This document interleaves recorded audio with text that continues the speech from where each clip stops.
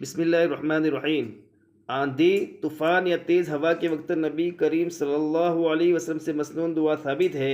ہمیں ایسی حالت میں گھبرانا نہیں چاہیے بلکہ اللہ کی طرف رجوع کرنا چاہیے۔ ہوا اور آندھی کے بارے میں مسنون دعا: اللہم انی اسألک خیرہا وخیر ما فیہا وخیر ما ارسلت بہ واعوذ بک من شرہا وشر ما فیہا وشر ما ارسلت بہ۔ اللہم انی اسألک خیرہا وخیر ما فیہا وخیر ما ارسلت بہ واعوذ بک من شرہا وشر ما فیہا وشر ما ارسلت بہ۔ ترجمہ: اے اللہ، میں تجھ سے اس ہوا کی بھلائی مانگتا ہوں اور اس میں جو کچھ ہے اس کی بھلائی مانگتا ہوں، اور جس مقصد کے لیے اسے بھیجا گیا ہے اس کی بھلائی مانگتا ہوں، اور میں اس کے شر سے، اس میں جو کچھ ہے اس کے شر سے، اور جس مقصد کے لیے اسے بھیجا گیا ہے اس کے شر سے تیری پناہ چاہتا ہوں۔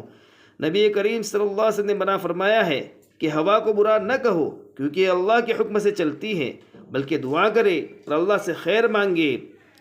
مختصر اور آسان دعا: اللہم اجعلها رحمتا ولا تجعلها عذابا، اللہم اجعلها رحمتا ولا تجعلها عذابا، اے اللہ اسے رحمت بنا، عذاب نہ بنا۔